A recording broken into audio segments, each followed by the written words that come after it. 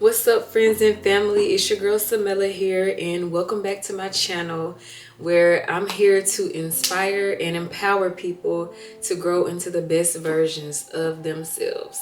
So today we're going to be diving into The Power of Habit by Charles Duhigg. I don't know if I'm saying his last name right, but this is a book that proves that our daily habits can literally make or break our lives. And yes, I'm talking about everything from hitting snooze 10 times in the morning to building a whole empire. So let's get into it, shall we? Now, after reading this book, it was really true to me that habits are literally the secret sauce to manifesting anything that you want in your life. So let's get into the tea.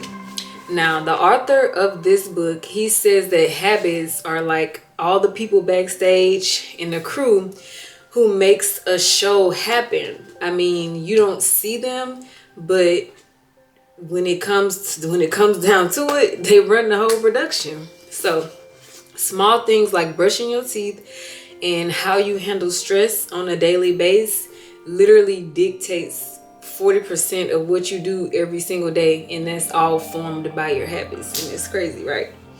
I mean, can you imagine if Beyonce backstage crew just decided, nah, we skipping out on today? It would be absolutely chaos. And that is exactly how your brain functions without solid habits that you have formed and created when it comes to manifesting your desires. So let's get into the cheat code, which is a 3-step thing that they mentioned in the book, which is called the habit loop. And I want to break down the science for you. Now, the 3-step process is the cue, the routine, and the reward of what you do within your daily habits. And you should think of this as like eating. So the cue would be your stomach growling. The routine would be you getting your hands on some food. And then the reward is that big burp that you let out when you all filled up. Now, these are the 3 simple steps that make up every single habit that you possess. Isn't that crazy? So, I'm gonna give y'all an example. Let's say every afternoon you feel like an urge to eat some like sweet sugary snacks or whatever. That would be your cue. Your routine would be you head to the pantry or the refrigerator for some cookies or whatever you got. The reward would be the dopamine hit that you get from the sugar rush, right? So I know that's like a familiar thing that anybody can relate to. And to be honest, if the reward is cookies and ice cream and dessert, who is gonna say no to that, right? So let's get into really like the juicy part of this loop. And let's say you want to replace the habit for eating sweets with something healthier. So essentially what you would do is you would keep the cue and the reward, but switch out the routine, which is the second step.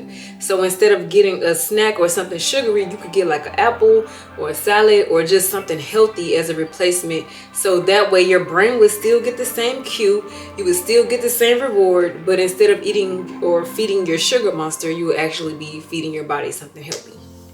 See, me personally, I had to switch out my cozy morning scrolling routine on TikTok with some hot tea and journaling in my iPad. I mean, it's the same cozy vibes, but instead of filling my mind with random things and random information, I'm actually taking the time to set my intentions for every day.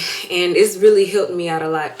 So now I want to dig into what the book calls the keystone habits. And these are like your main pillars of habits that form your life. They're the ones that when you really lock in on, everything else like really easily falls into place. For example, me, one of my keystone habits that I recently developed is planning my day the night before. And when I do that, I sleep better, I wake up focused, and I wake up ready to kill my to-do list like murder, you know what I'm saying? Instead of me staying up all night late and binge watching all the new stuff on Netflix.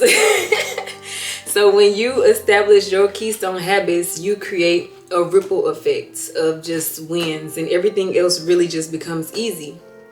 It's like for me, when I start cleaning one corner and then all of a sudden like my whole crib is just spotless. I mean, I don't know, that could just maybe be me, but That's an example of changing your keystone habits. Now let's get into the secret sauce to using this book and your habits and creating something that works. So you want to start small. That'll be the first step. The second thing you want to do is try to create habits that already are attached to habits that you already have. And then the third thing would be to celebrate yourself when you do a good job. So let's say you want to drink more water. You need to start with 1 glass. You know what I'm saying? Don't try to overdo it and go get this big giant jug of water, because if you don't finish it, you're going to feel disappointed in yourself, you know? So just say, okay, I want to drink more water. You get 1 glass of water, boom, drink it, and make a celebration by scrolling for 5 minutes while you drink your water.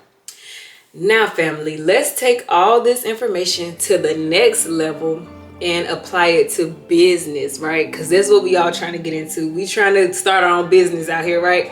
And in the book, the author shares how companies like Starbucks, Target, and big companies use habits to really kill the game. So Starbucks, for example, they train their employees by instilling habits for handling those stressful customers. And when they're in training, all they have them do is practice habits until it really becomes a second nature to them. So if you running your own business, you need to think about the habits that you want your employees to have and start instilling it in them in your training, or maybe instilling it into yourself. And that could look like anything. Maybe even every Monday morning when you do your team meeting, you could do a check-in where everybody shares something that they're excited about for the week, or, you know, just something small like that. And that could really change the vibe for your team the whole week and make everybody work better, you know? So small changes like that really increase the camaraderie and create a big impact in your company and the energy that everybody is sharing. So I just want to continue this by saying, you know, you got this. We all out here trying to do the same thing. So I really don't want to take up too much of your time, and I feel like I shared a lot of information in a short amount of time. So I want to leave you with the challenge to pick one habit that you want to change or build this week. Just one now. Hack your 3-step habit loop. Remember to keep it small, and remember to celebrate the wins when you do something that's, you know, substantial and changing.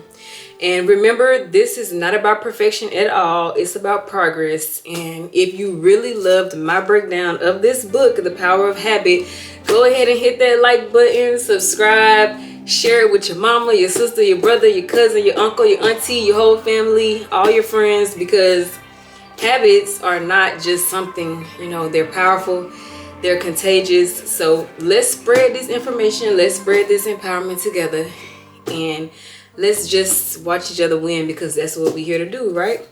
Now, if you excuse me, I'm off to go practice my new habit of not ordering DoorDash every time I see the sunset.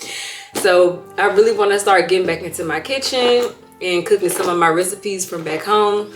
So wish me luck, and, you know, drop some comments below if you want me to share some of my delicious recipes. Y'all know your girl's from Alabama. I don't really talk about it a lot, but I do got a lot of southern recipes that I'm about to start getting back to. So if you want me to share some of my recipes, go ahead and comment that below. Thank you for watching this video, and I'll see y'all on the next one.